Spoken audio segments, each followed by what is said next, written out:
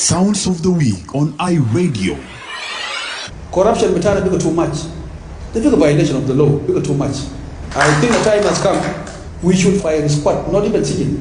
Fire a squad ourselves to fight corruption. Otherwise, we don't have to الرئيس البكير مطلوب يرجع لقانون بتاعنا بتاع the SPL fire squad. By the way, corruption is even worse than the raping. It is even worse than them killing. We have done fire squad in that raping. Zolo have raping fire squad. Zolo have compromise fire squad. Corruption is worse than a go-for-lunch. Desertion, even the monkey, yes, can't go to zone. A time has come, we squad ourselves. Sounds of the Week on iRadio, your eye on South Sudan.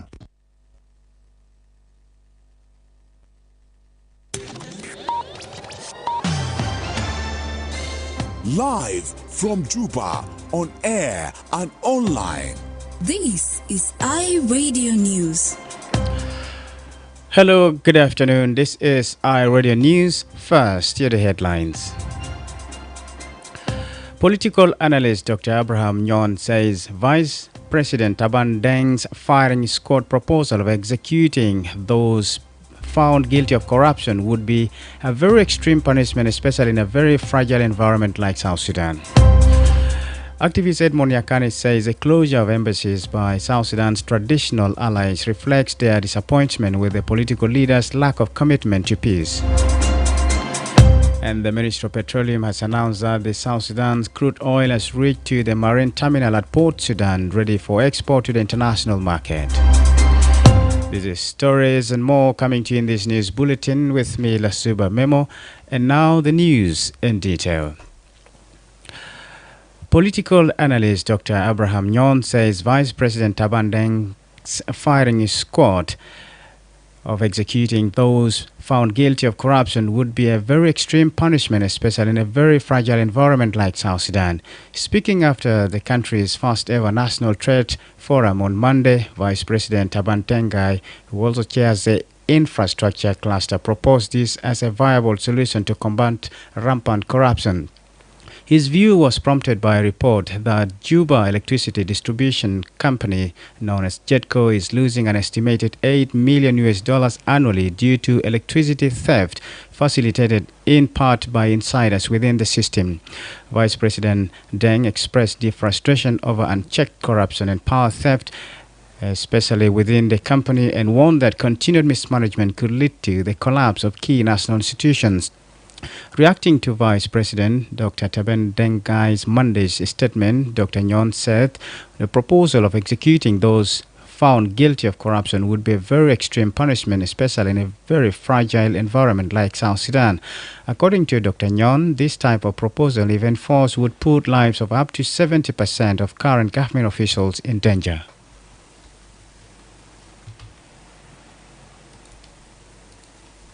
All of those people are found to be guilty of corruption would be a very extreme punishment, especially in a very fragile environment like South Sudan, where many people would have been assumed to have been involved in corrupt practice in one way or another. And this proposal is showing that chances are high that we might end up executing 75% of our current government officials. And that will be very grievous to the country. But what we could do is that if such a people could be put in prison, they could be also asked to repay whatever that they have taken, and their assets should be freed, their assets should be confiscated by government. I think that could be the best, because then we execute them and the money that they have stolen is taken to the foreign country, so will not benefit from the money and will not also benefit from the people that have lost their lives. According to the assistant professor at the University of Juba, people found guilty of corruption should be put in prison, their assets frozen, and demanded to account in a transparent manner. According to the 2024 Global Corruption Index by Transparency International, South Sudan is the most corrupt among 180 countries in the world, having scored the lowest index. Activist Edmond Yakani says the closure of embassies by South Sudan's traditional allies reflects their disappointment with the political leaders' lack of commitment to peace. In a voice recording to iRadio's newsroom, Yakani says the trend of the closure of the diplomatic missions in South Sudan is an expression of great disappointment. He added that the main issue is the dragging of feet in transitioning the country from violence to peace, as there are no clear commitment and a will from South Sudan's leaders. Edmond Yakani's remarks came after the Dutch cabinet on April 17th announced that it intended to close the country's embassies in South Sudan and other countries, including Libya. In late March, the Norwegian government temporarily shut down its embassy in South Sudan's capital, Juba, due to the deteriorating situation in the country. Yakani says, I would like to take this opportunity to amplify my voice loudly to the attention of the leaders in South Sudan on a new trend that we have seen our traditional friends from other parts of the world like Netherlands and maybe other parts of the world are now deciding to close down their embassies under the pretext that they are closing their embassies because they want to cut down their foreign spending. I'm quite sure this message of where the traditional friends of South Sudan are closing their diplomatic mission in South Sudan is an expression of great disappointment. Why great disappointment? Because as a country, as the leaders of the country, we have seen dragging of feet in transitioning the country from violence to peace without any clear commitment and a will from our leaders. Yakani added that there is a need for a change of a strategy and approach with regard to the political transitional process in the country. He explains. I would like to appeal to our leaders that there's a need for a change of a strategy, of an approach with regard to the political transitional process in the country. Dragging of feet for transition the country from violence to peace, it may lead us to a situation of isolation by our traditional friends. In a separate note, I'd like to take this opportunity to alert every South Sudanese, whoever you are with whatever power you hold, please abstain from weaponizing information for meeting your own political objective. Weaponizing information with loaded hate speech, with hostile propaganda, with fake news, with disinformation, with misinformation, it is a crime. And we have seen a trend where some South Sudanese are start weaponizing information. The closure of the embassies reflects a broader trend of shrinking Western diplomatic footprints in South Sudan. Vice President Dr. Benjamin Bolmel and the interim chairperson of the ceasefire monitoring body have discussed ways to fast-track the stalled 2018 peace deal to realize lasting peace in the country. At the Tuesday's meeting, General Geleo, chairperson of the ceasefire and transitional security arrangements monitoring and verification mechanism, emphasized that the success of the peace process hinges on the commitment of all signatories. Meanwhile, a statement from Dr. Bowles' office said, and I quote, "The Vice President reaffirmed the government's full dedication to the revitalized peace agreement, noting that the vision of His Excellency President Salva Kiir Mayardit, a peaceful, united and prosperous South Sudan, remains at the heart of the national priorities," end quote.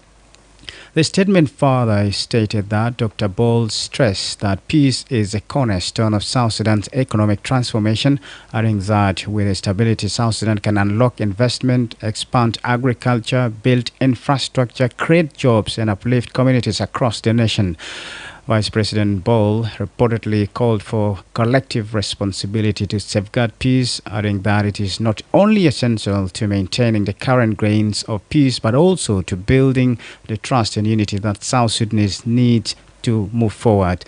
The mechanism established by the 2018 peace deal plays an instrumental role in monitoring and reporting on compliance and violations of the permanent ceasefire and transitional security arrangements. South Sudan has experienced a deteriorating security and political situation since February 2025, following the outbreak of deadly violence in Upper Nile, Western Equatoria, Western Bahr el Ghazal, and cantonment sites in Central Equatoria. This prompted the Special Representative of the United Nations, Secretary General in South Sudan, to warn that the country was on the brink of another civil war. The head of UN peacekeeping mission, Nicholas Haysom, urged all parties in South Sudan to pull back from the brink and commit to peace before the country plunges into another devastating conflict On April 28th, GEMEC boss Ambassador Owino, in a 24-page report, said the peace implementation ground to a halt in the first quarter of the 2025 as the peace parties engage in repeated violations and the political and security environment worsen. He called on South Sudan peace parties to cease hostilities and incumbent transitional government to immediately release the SPLM IO leaders and military officials currently in detention unless credible evidence warrants legal proceedings. This is iRadio News. The Ministry of Petroleum has announced that South Sudan's crude oil has reached to the marine terminal at Port Sudan ready for export to the international market. This comes 4 months after the Petroleum Minister announced the resumption of oil production in Upper Nile State following the resolution of pipeline and security concerns and the lifting of force majeure by the Sudan. The operations at Blocks 3 and 7 commenced on January 8, 2025 with the full support of the international partners. These are China National Petroleum Company, China Petroleum and Chemical Corporation, and South Sudan Tri-Ocean. Speaking on the state-run TVSSBC from Port Sudan yesterday, Mohamed Lino, the technical advisor at the Ministry of Petroleum, confirmed the arrival of the crude oil at the terminal. According to him, the crude oil is ready now for exportation to international market. I grabbed this opportunity to congratulate BAPCO for the big achievement that we all followed in the last few days by having the crude oil from South Sudan reach the marine terminal safely and being ready actually to export. This is good news because we in South Sudan have been since last year staying in difficulties because of the loss of crude from there. As all of you know, this is the major share of the crude oil production in South Sudan, which got halted for a whole 1 year.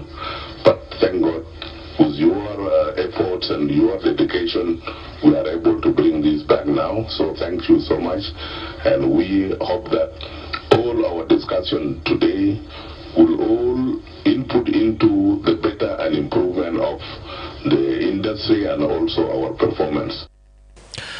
The main pipeline carrying oil from South Sudan through Sudan for export was halted in February last year because of damage stemming from war in Sudan. Before international news, the Minister of Information, Communication Technology and Postal Services, Michael Makweleth, has announced a plan to extend a new fiber optic cable from Ethiopia to the country to boost internet access across South Sudan. Speaking at a summit on African innovation in Addis Ababa on Tuesday, the minister said the new connection could become the connectivity cable, along the existing link from Uganda and the impending line from Kenya. Minister Makwe highlighted having triple fiber cables will turn the country into an internet hub and prevent a collapse of the system, citing South Sudan being a landlocked country. South Sudan, up to Juba only, up to the capital, with 2 fiber optics from Uganda, and we are at present in the process of implementing another project through Kenya so that we can, it is in our plans that we turn South Sudan into a hub, because being a landlocked country, then you must have so many routes so that you avoid any collapse of the system at any time. We are also planning to connect through Ethiopia here and trying to connect through Sudan so that we can create a hub for South Sudan.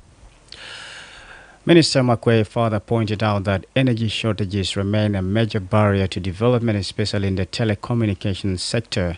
South Sudan's internet service is said to be one of the most expensive in the region due to weak infrastructure and limited energy sources. This is iRadio Afternoon News, and here is Madrama James with international news.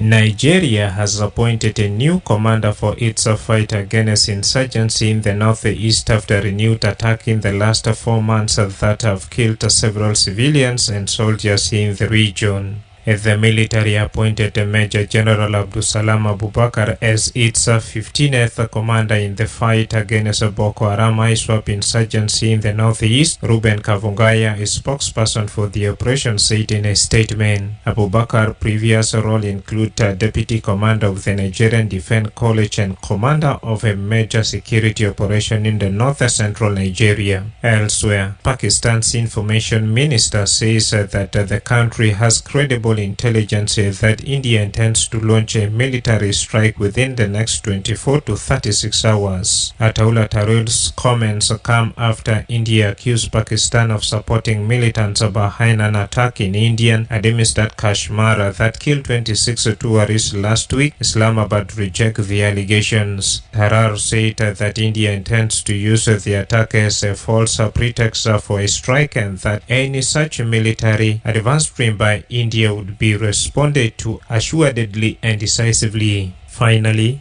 U.S. President Donald Trump celebrated the 100 days of his second term in office with a campaign-style speech touting his achievement and targeting political views. Hailing what he called a revolution of common sense, he told a crowd of supporters in Michigan that he was using his presidency to deliver profound change. The Republican mocked his Democratic predecessor Joe Biden and aimed fresh criticism at the U.S. Federal Reserve's chairman while dismissing polls that show his own popularity slipping. Thanks, Madrama James. And here is Akile with the very latest in the world of sports. Sounds of the week on iRadio. Corruption became too much. The big violation of the law became too much. I think the time has come. We should respect. Sounds of the week on iRadio. Corruption became too much. The big violation.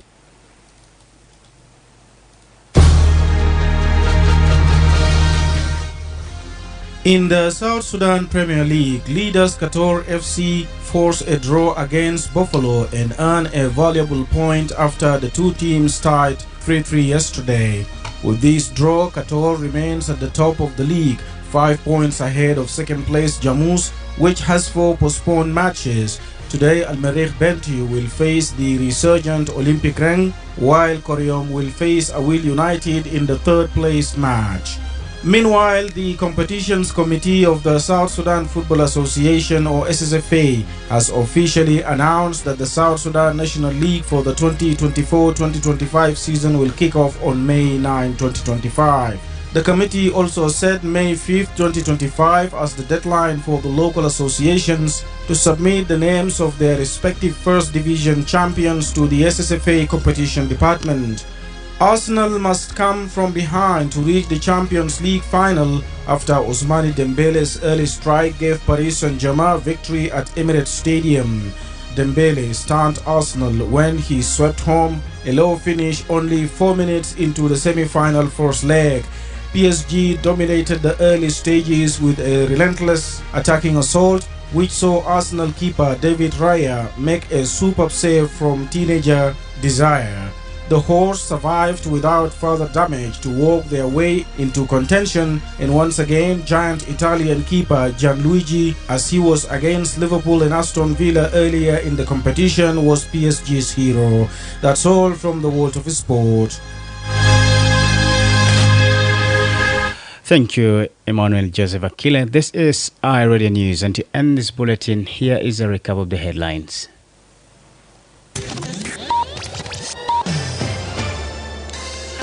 Political analyst Dr. Abraham Nyon says Vice President Taban Deng's firing squad proposal of executing those found guilty of corruption would be a very extreme punishment, especially in a very fragile environment like South Sudan.